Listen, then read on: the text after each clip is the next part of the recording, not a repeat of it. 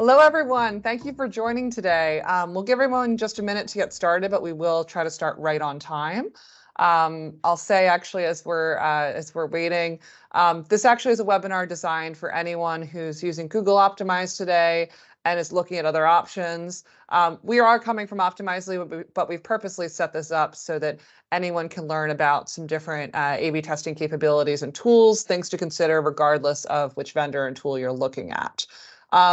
I'll also call out if there's any partners joining. We'll put a link right in the chat, but there's a different area you might go to learn more about partnerships and agencies in your region, how we can work closely together. So yeah, looks like we've got a good crowd here. Let's kick it off. This is the experimentation webinar for Google Optimize customers. And here's the things we're going to be covering today. As mentioned, today's really about giving you a guide for evaluating different A/B testing platforms, regardless of the tool that you're choosing. We do have a special offer available for Google Optimize customers. Again, check the chat. We're going to put a lot more details down in there. We also have experimentation experts available in the chat, as well as Emma and myself. So feel free to interact with us throughout that, add questions there, and we'll be responding as well. What we're going to cover for today is we're going to start with really just a bit of context on what's happening with the Google Optimize sunset. Many of you may have already heard a lot of these details, but I think it's good to start with the foundations of where we're at today. And then think about, well, what is the value of testing for companies of all sizes? We all come from a range of different business sizes and different maturity levels in terms of experience with A/B testing. So what are things to be thinking about there? Additionally, what are considerations you should think about when evaluating a new tool? We'll give you some sample ideas for requirements, as well as potential timelines there, and really thinking about how to time in any replacement. And then ultimately, why Google Optimizely customers choose Optimizely. We will, of course, touch on that as well. For a high level, Optimizely is not part of Google. We are a strategic partner of Google. We work really closely with them, particularly on this experimentation topic, but we're not actually part of Google ourselves. We do also have full feature parity with Google Optimize and many more features as well. So we'll add a lot more details around that at the end of the webinar, but do check out the link in the chat as well for more details. A bit of housekeeping before we kick off. This recording will be available, actually. I think many of you who are familiar with LinkedIn Livestream know that if you are coming in late, you can actually go back a couple minutes and get started, and it's available at all times. But you also can find out a lot more about Optimizely elsewhere. So we're not going to do a demo today. This is not about the Optimizely tool, but it's available on our website. Happy to send you that resource as well. As mentioned, please ask those questions in the chat. We'll try to answer it live as well as we're able. And then please do reach out to us via our website for any follow-up questions and really going deeper for your particular case. With that, let's dive in. So who are we? I'm Elizabeth Gabster. I'm our Director of Strategy and Value Advisory for EMEA at Optimizely. I came from Google myself prior to joining Optimizely. And so I did have a bit of a background in really customer experience, digital optimizations, and really wanting to take that further with understanding at Optimizely how A/B testing, experimentation, and personalization can drive those improvements. I'm excited to be joined today by Emma. Yeah. Hi, everyone. I'm Emma. I'm a lead consultant on our strategy and value team here at Optimizely. And I've been working in experimentation for about 8 years now. So seen a lot of tools, seen how to kind of compare them. So I'm really excited to show you today what's going on with Google Optimize and how Optimizely really stands out here. All right, so to really get started and set the scene, we wanted to talk about what is actually going on. So we've heard Google Optimizers being sunset, but what does that mean? So here on the left-hand side, we've pulled the actual notice from Google's website, and we just wanted to walk through it to make sure everybody's on the same page. So what that says is that Google Optimize and Optimize 360 won't be available after September the 30th, 2023. Everything can continue to run until that date, but anything still active at that date will end and you won't be able to start anything new. And I think you also need to have pulled out data before then as well. And then as a replacement, what Google has said is that they're collaborating with third-party A/B testing integrations. So if you do want to keep tests and personalizations running after September, you'll need to find a new solution for this. And I think there's also been a little bit of confusion about what's going on with Google Analytics 4. Like, is Google building A/B testing into that? I think the text actually got clarified after the initial announcement on January the 20th. So they're saying specifically that they're investing in third-party A/B testing integrations, not into Google Analytics 4 directly. And they've announced 3 partnerships with third parties. So that includes us, Optimizely, and it also includes VWO and A/B Tasty. But Optimizely is the only one of these where Google Cloud Marketplace credits can be used to hit your consumption targets. So if your business already has a big relationship where you're using a lot of Google Marketplace, you can also kind of burn that with Optimizely. So you're getting the benefit and working towards that target. So with Google Optimize going away, as we said, if you don't kind of invest in any other solution, you'll not be able to do any testing or personalization. But we want to kind of show you how testing and personalization really are valuable and essential for any digital experience. There's a ton of research out there, and just one piece that we wanted to highlight today, just to bring it to life, is this piece from Harvard and Duke. So this is a study that looked at thousands of startups, I think 35,000 startups, to see what was the difference between those that experimented and those who didn't. And it controlled for a lot of different factors, so things like their tech stack, their age, their funding, seasonality, and so on. And what they found after 1 year, where some experimented and some didn't, was that the ones who experimented saw much better engagement, so things like increased page views and time on site. They also saw more features launched. So there's a common misconception that experimentation can slow things down because you have to kind of take the time to test them. But actually, we see here in the evidence that it led to more features being launched because they can quickly move towards what works. And then ultimately, this also led to the startups that were experimenting getting more funding. So testing kind of really is driving value for businesses. But one thing we also... I think I'll add in there too, of just many of us might know some of this already. It's a little, we might feel like we're preaching to the choir, but remember, a lot of your team members and stakeholders might not. So we did want to put this out there, as Emma was saying. This is one of hundreds of different pieces of academic research that are done vendor agnostic around what is the impact, and reminding your executives and your stakeholders that this is a key part of your digital program and essential to keep in place. Yeah, absolutely. Having said that, though, that testing is essential, we also wanted to address the elephant in the room. So what happens if you really don't have the traffic to run any experiments with statistical significance? Yeah, a lot of the common statistical models out there, whether it's frequentist, whether it's Bayesian, whether it's something else, they all require quite a high volume of traffic to get to any high statistical significance. The exact numbers will vary a little bit depending on what are your baseline conversion rates, what kind of effect are you looking to measure. There's an example here from the calculator on our website, but we can put a link in the chat to that calculator so you can play around with the numbers for your own website. But essentially, if your traffic kind of isn't big enough to be able to read results with statistical significance, it probably isn't going to be worth investing in an expensive A/B testing tool. There are still some other things you can do. You shouldn't kind of not think about testing and analytics at all. But you can kind of think about ways that you can still make decisions based on data, even without being able to get to that statistical significance. So drawing a threshold at roughly 100,000 unique visitors, but as we said, that could vary. If you're kind of below that threshold, you might want to think about different sources of evidence. So things like user interviews and analytics, and maybe even tests, but without statistical significance attached to them. You might want to think about other types of campaign, so things like feature flagging, so you can kind of make sure you're rolling things out, but de-risked, so you can bring them back if they don't perform as you expect. Or personalization, so you're still kind of doing things based on the data and based on what the users want and different user segments, but again, maybe without that statistical significance. And then finally, you can also focus on your content and optimize your kind of search engine optimization pieces. So you can really bring in more traffic And then ultimately that will help you get to a stage where you're big enough and you've got that traffic to do experimentation with statistical significance. Yeah, and this is a topic I know we could go on for hours about. It's tough. It is really frustrating to be a company that wants to like build that right muscle, but doesn't yet have the right amount of traffic.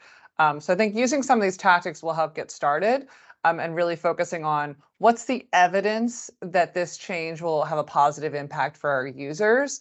All of that ties together to also help like improve the SEO and the traffic you're getting to your site overall.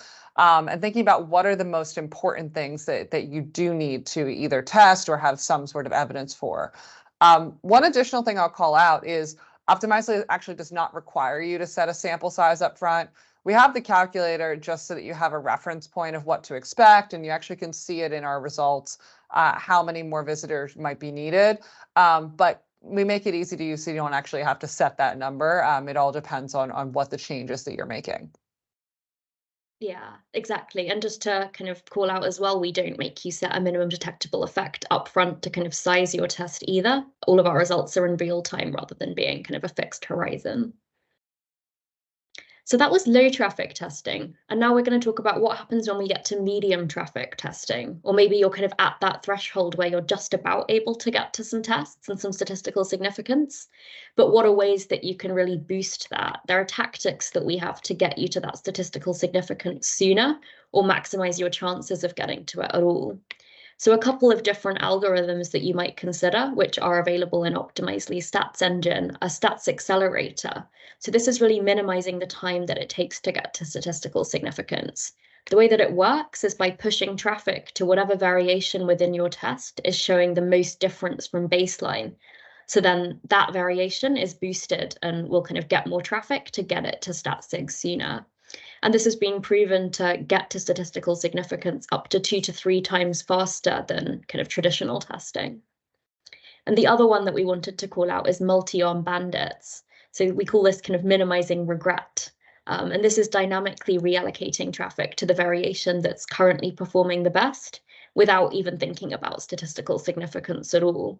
So this is great if you don't have much traffic, but you want to kind of exploit what seems to be winning and you're happy to kind of take that small amount of risk by not having stat sig.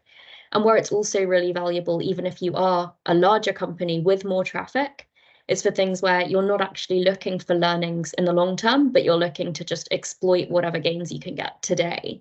So things like a Black Friday offer or a holiday sale where you don't really need to have a long-term learning. It's just all about maximizing the traffic that you're getting today. And as well as kind of within the stats, there are some other things that you can consider if you're kind of at that threshold of being able to get to statistical significance as well. So things like testing bolder changes.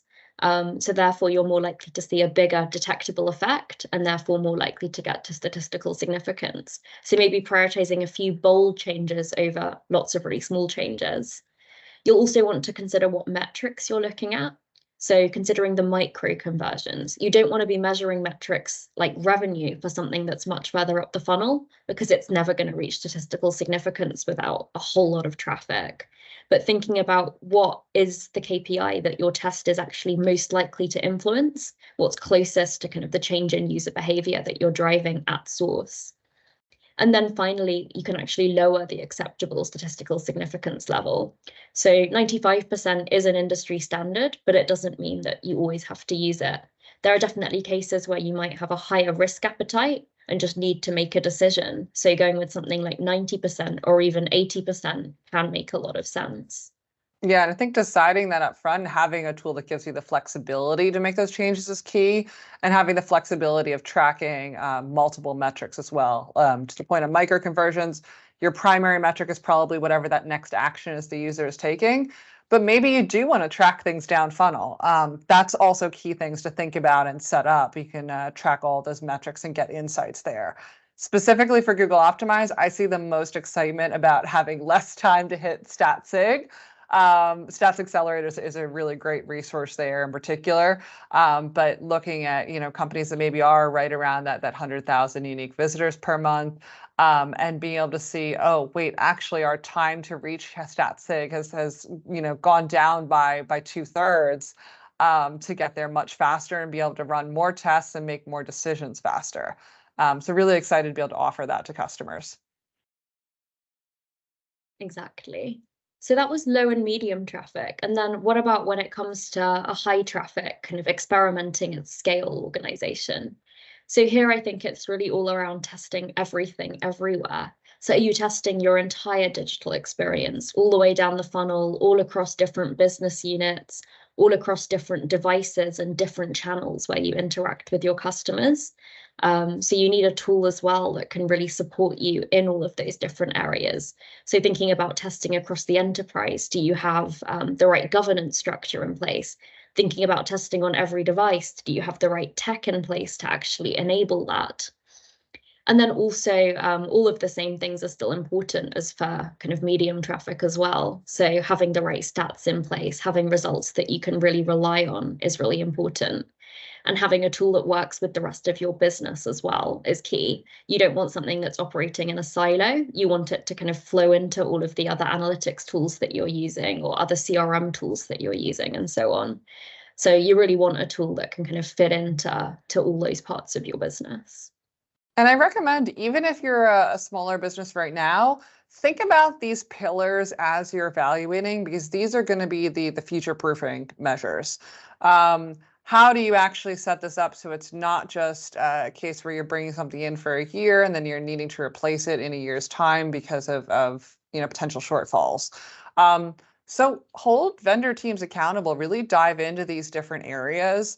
And challenge us to ask us, how are we going to help you with scale and, making those decisions faster and really enabling your teams more effectively. So when you're thinking about those things you might want to ask a vendor, this is a long starting list of requirements. Feel free to take a screenshot. I'm not going to go through all of them in detail. There's also a lot more examples on optimizely.com if you do want a more robust list of potential requirements. But the goal here should be mapping out what are features that are going to be essential to your business, what are features that are be nice to have or you're excited about, and what are considerations beyond this, things like ease of use, support, dedicated customer success, things like that. Map this out into your rubric and actually score by what's the importance for your company, what's the impact you think it could have, and then excitement or love. What's that spark that this causes? This is something that your teams actually have been dreaming about, and finally now they can unlock additional potential by having these capabilities and that kind of support. Feel free to ask us any questions about these areas. We can go into a lot more detail in the future, but I'll move on and say just think about this as questions you should be asking in your evaluation process. From there, though, you want to think about timing. And here we have a more conservative timeline. This is a low risk version to ensure no disruption. There is some discussion in the market and wondering if, will Google maybe be generous and extend that deadline from September 30th to the end of the year? Maybe. But the problem is, what's the risk of waiting and having that not happen? What we've seen is that typically companies need extra time to actually evaluate tools, see what's the right fit for their tech stack, map out their requirements, talk to different vendors. Usually we see it takes around 2 to 6 months. Maybe your company will actually go faster with that evaluation process. Brilliant. But the trend we are seeing in the market right now is that finance, legal, and procurement need extra time for reviews, approvals, and more. We wanted to offer this timeline in case your teams maybe have not gone through a software purchase before. We also have a dedicated 2-pager that we'll link to that can give you a little bit more detail on this and what to think about at different milestones. But typically you do want to get your decision makers, your leadership team to a final decision, and then also allow that buffer for financial, legal, and procurement reviews. If we are operating under the September 30th timeline, this typically means wanting to sign a new contract before the beginning of July. The reason why I say this is that you do want to allow yourself a buffer of 1 to 2 months to complete a migration and setup. I'll talk more about that in a minute. But suffice to say, really doing one click is probably not going to be realistic in the case of experimentation. So even if this timeline were extended to the end of the year, you can still see how very quickly we're running out of months. Like Google, unfortunately, did not offer a huge window to make this transition happen. If you are in retail, please get started already now, especially if you have a code freeze coming in around the holiday push. For any kind of personalization campaigns or other experiments you might run during the holiday period, you're really going to want to get that in place and fully set up before the summer so that you're ready to go. Again, maybe your company can move faster than that, brilliant, but don't take the risk. The risk is that you will go dark, that you will have disruption, and you'll have to start everything from scratch. So really planning this in, especially planning in extra timing for your team's availability, is going to be essential. So let's talk about that migration topic. The key point we want to call out here is that setting up a new tool in experimentation is more than just implementing tech. The tech is the easy part. The hard part are all of these areas. How you're actually going to define success and program measurement. What are the best practices you're going to be using to actually build that program and help increase the learnings? How are you actually getting trained on the technology and ensuring the integrations are set up to things like your audiences, your analytics, data validation, et cetera? What governance model and playbooks are you following for more of the people and processes? And ultimately, how are you streamlining that execution, doing quality assurance across your tests? So in saying this, things like a quick migration of tooling, that oftentimes sets up just your account settings or the names of campaigns. It doesn't typically do a lot of the data validation. It certainly doesn't do all of these areas around getting that process and metrics set up. So we highly recommend plan for that 1 to 2 months to give yourselves the buffer. Our teams typically move a lot faster than that, but what we see is that customer teams might struggle with the availability of getting everybody involved in the room at the same time. So allowing that buffer to give yourself the time to get that on people's calendars will be key. So this is the point in the webinar that we wanted to introduce Optimizely. So I think early on we kind of said, we are a separate company to Google Optimize, but to introduce ourselves in a little bit more color. So we've been running A/B tests for 13 years as a provider. We've run over 1.8 million experiments in Optimizely, and we work with 10,000 of the world's best brands. And to show you kind of what we do, today we're actually a lot more than experimentation. Together, all of our solutions form a whole digital experience platform. So it has everything from content management, everything through experimentation and commerce. And all of these different products work independently or kind of all work together as well. So we can solve all of those digital experience pain points all together. But of course, today we're only going to be focusing on experimentation. So to call out what we can do in this space, we have web experimentation. So that's kind of very similar to Google Optimize and more. So it has all of that visual editing. You can run tests, you can run personalizations and all of that.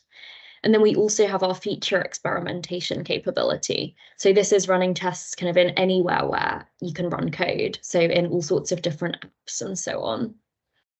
And then we have our program management capability to support both of these. So this is a capability where you can see all of the tests that are running, you can put in new ideas and people can collaborate and prioritize those across different teams. And you can also kind of store all of your results and look back at the archive to see all of the tests that have been run in the past to make sure you're not just kind of testing things that you already know the answers to. And then also underneath that, we have our data platform. So this is where you can bring in data from anywhere else in your tech stack into your experiment. So you can target specific audiences, and you can also get data back out so you can analyze it in other areas if that's kind of what you want to be doing. And that's that app marketplace piece. So that's where we kind of integrate with other pieces in the tech stack, and that includes Google Analytics as well. We just wanted to highlight just some of the companies that we work with. So we just wanted to highlight some of the companies that we work with. So we really work across different industries and different sizes of companies. So there are these huge companies which are industry leaders who partner with Optimizely. So companies like Nike or Uber, But there are also lots of smaller companies, especially the top row that we have here. This is really trying to call out companies that we work with that are fewer than 500 employees. So yeah, really highlighting that we're not just enterprise, which I think is a common misperception in the market. We really work with brands of all sizes.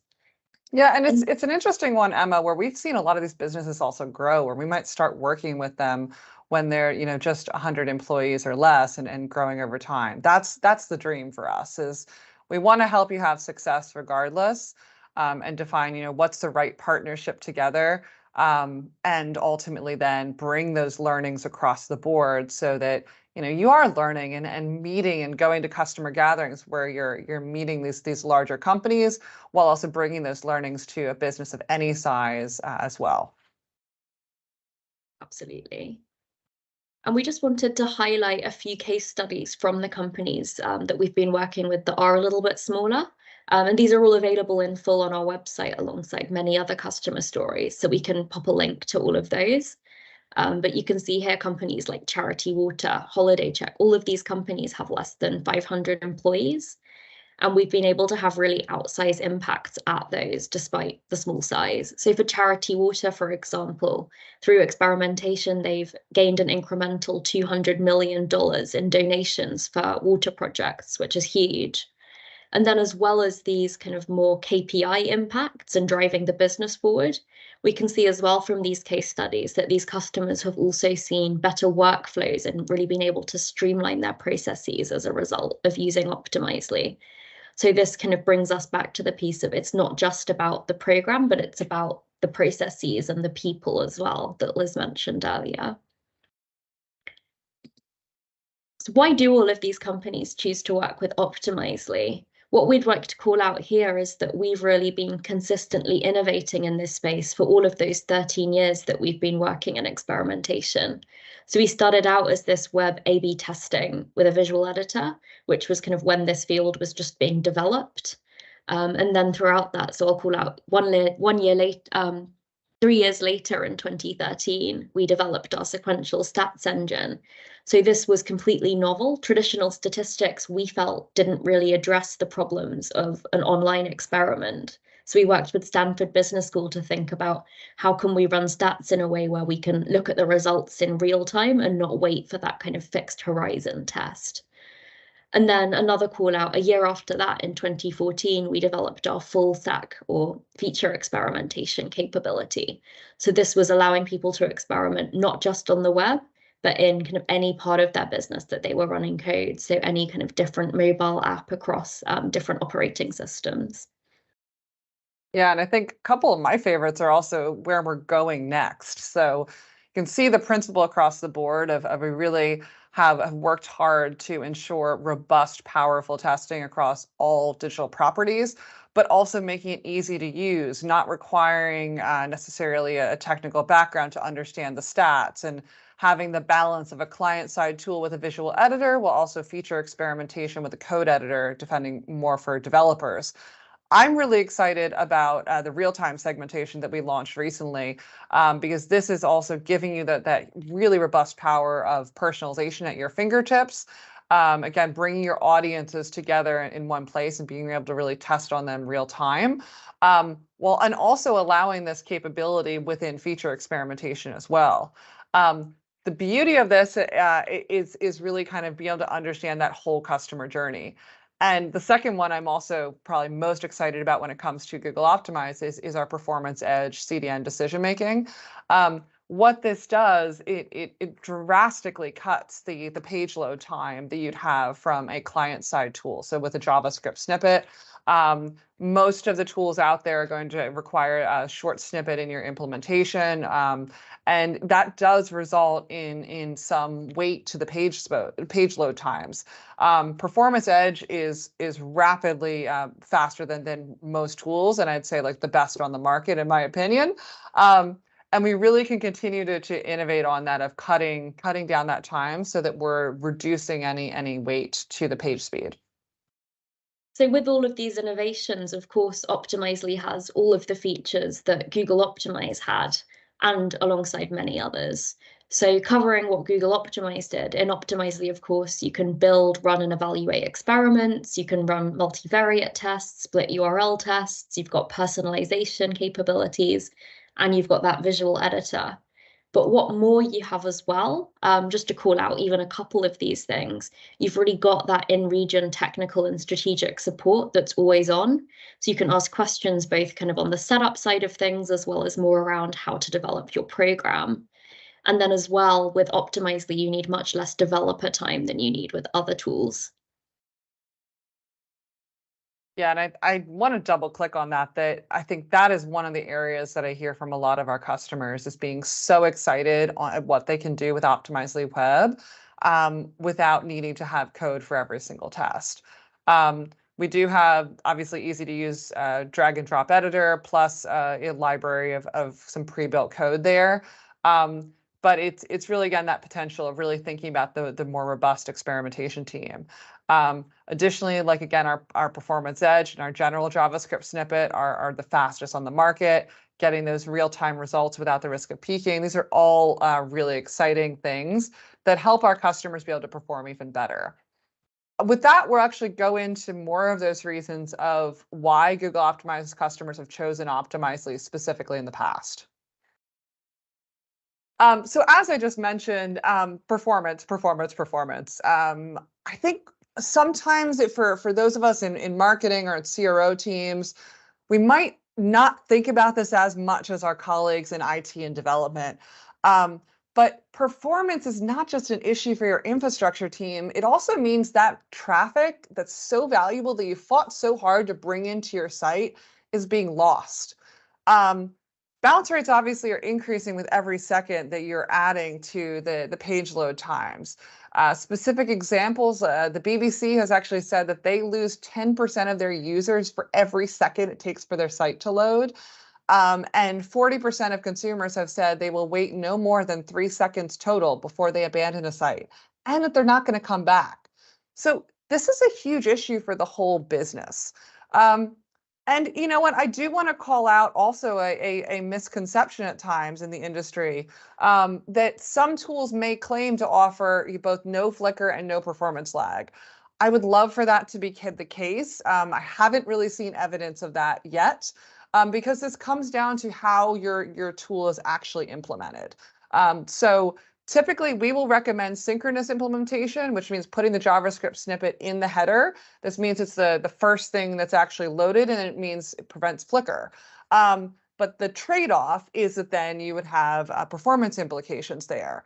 That's why I'm always so excited about our snippet and performance edge, because a median load time of 50 milliseconds, having it that lightweight, is faster than the blink of an eye. And I really think your infrastructure teams are going to be so excited on the reduction in the wait to that page load once you're transitioning off Google Optimize. Another reason that we've seen a lot of our customers to be really excited when they get started with Optimizely is, again, that stats engine. We've talked a lot about this, but the beauty of this is it really helps you deliver those rapid, accurate results faster. There is no point in having a statistical significance tool and doing experimentation if you can't trust the results. The point is that you're applying StatSig so that you know that that result is highly unlikely to be due to random chance. Optimizely also has the flexibility that you can adjust your risk appetite, as Emma mentioned. So 95% might be the industry standard, but maybe you have a case where 90% is actually enough, that it's a low risk if there is a different result. That also helps you get to StatSig sooner. But the Optimizely stats engine, it's easy to use, it's easy to understand. I see customers light up when they look at this as opposed to the Google platform. Because we've really built it for experimentation in mind. Do check out the demo. For those of you who are in the audience that might be more technically minded, let us know. Just type it in the chat. We actually have white papers as well on how the stats model is built out. But suffice to say, for those of us who are not data scientists, you don't need an expertise in data science to understand this. And you also have access to tools like Stats Accelerator that can actually get you that StatSig faster by really focusing on the variation that is performing the highest. Another reason, testing anything, anywhere. If there's code running, you can test it. That means things like kiosks in stores or software in cars. We have customers testing in all of these places. We have the client side with the easy to use visual editor, so Optimizely Web. That's going to be, again, most closely built to what you would know from Google Optimize. But then you also have this added potential with feature management. So you can do things like feature flagging, testing, feature personalization. You will be excited to hear you can finally test on your app using this one unified platform. So having all of this together means, we're thinking about how we can help companies scale and ensure that you can easily run many tests at the same time. For those that need it, mutual exclusivity is a feature within Optimizely. So you've got that control over knowing that your results are reliable and that your users are bucketing into one of those experiences. Crucially, if you are looking at running tests across multiple teams, which is key growth initiative for many, many programs, reporting and collaboration is going to be key. So you're going to have marketing, product development, maybe other teams as well that are involved. All are looking to increase the value of experimentation, but you might need help in terms of how do you do governance and permissions and program management across those teams to collaborate. We have program management built into our tool. It's a platform designed for experimentation, but we actually have more coming in this space as well, where we're actually updating that tooling to build this out even more robustly and really ideate and integrate together with what tests are going live across all those different teams. Personalization is another key reason that Google Optimize customers have come to Optimizely. Like Google Optimize, you can run campaigns, and we are also integrating with your GA4 audiences. Obviously, have always integrated with Google Analytics and really partnering closely on GA4. But this means with Optimizely, you can really target your messaging, run personalized offers, set up those specific targeted audiences, and integrate across your analytics, ads, CDP, any other places you need to understand your customer journey.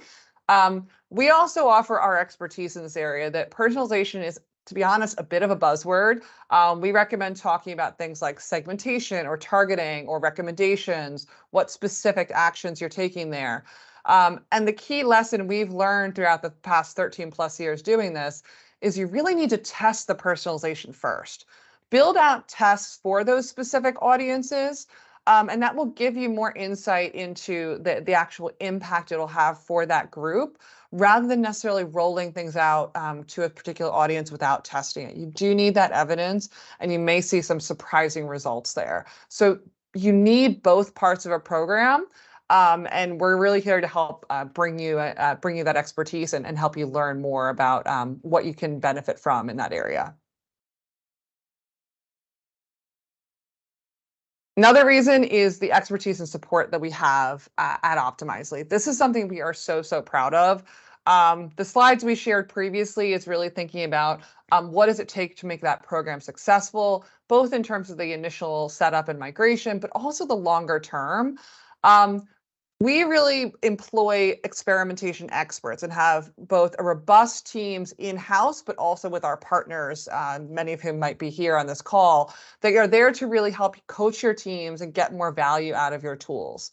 So even if you're starting small today, plan that ability to scale across multiple teams. Think about that learning, that training. How can you get better? How can you get more impact? There's always growth potential with experimentation. There's always learning potential. There's always more impact you can have.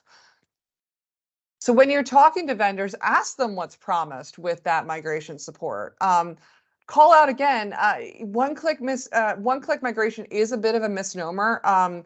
It typically covers about 5% of the actual work that's needed to launch an experiment. We've tested out some of the one-click migrations available on the market. And what it does is it will set up names of experiments, names of metrics, maybe your settings, but none of the actual metrics themselves, none of the events. All of that still needs to be done. There's no data validation. You do need to get that set up in advance before you can successfully run an experiment. Our teams will move as fast as you're able. We actually have had customers go live even in 4 days. We say, again, plan for about 4 weeks or really have that buffer of 1 to 2 months so that you've got that safety net built in, knowing that you are going to need to coordinate with some different teams.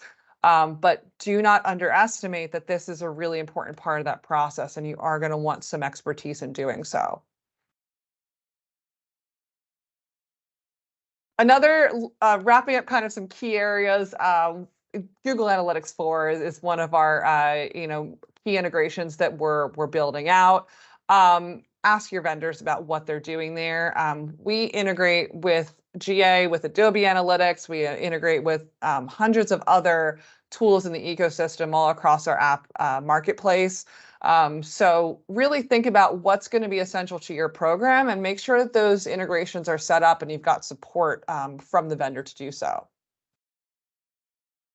Finally, this one we're excited about. We are a strategic partner of Google, and specifically for Google Cloud, we actually do retire those consumption commitments that Emma mentioned earlier. What this means is that if your IT and development teams have a GCP contract, it is likely they committed upfront to a certain amount of usage through cloud. By actually using Optimizely, that can help with those commitments and actually hit that dual value of getting the benefit of our software, but also doing so out of the commitment they've already allocated. Some of our customers have also told us that in some cases, those development teams actually have a budget that's already been set aside, already allocated, that they've been able to partner with to have that added value. So I recommend reaching out to them early and asking. I know these are teams that maybe we don't work with every day for CRO and experimentation, but I think they'll be excited to learn about this. They'll be excited to learn about options as well with performance gains. So wrapping up, some of the key considerations when evaluating a new tool. Number one, dream big. Think about tomorrow. What were you unable to do with Google Optimize that you've always wanted? Unlock that potential rather than settling, and look for a tool that's really growing with you. Ideally, this becomes an upgrade that you're excited about that new potential. Plan that extra time. Again, finance and procurement reviews, because of the economic uncertainty, are adding a lot of extra time to any sort of software purchase, review, integrations. Involve them early, ask them about this process. Even if you have that signing power yourself, double check with them, because we are seeing this be added at the 11th hour at times. Assume that they will need some extra buffer time there as well. Ensure that you're thinking about that holistic migration. Again, all of the aspects needed to run that first experiment, the data validation, the integrations, the metrics setup, not just the campaigns and settings. And think about those requirements you needed up front and really articulate that to the vendors. Hold us accountable and say to us, this is what I need, this is what I need to prioritize. Ask about key integrations, especially GA4 with all vendors. Analytics really forms the foundation to successful experiments, and you're getting the insights from what your users are doing and where you can improve. And reach out early to your IT teams to, number one, talk about the performance constraints and improvements. Two, ask them about GCP obligations if you do use Google Cloud. And number three, get their support in reviewing a new JavaScript snippet and that implementation there. It's a pretty quick implementation, but they're going to want to look at it because it does impact their website. So with that, we want to thank you guys for your time.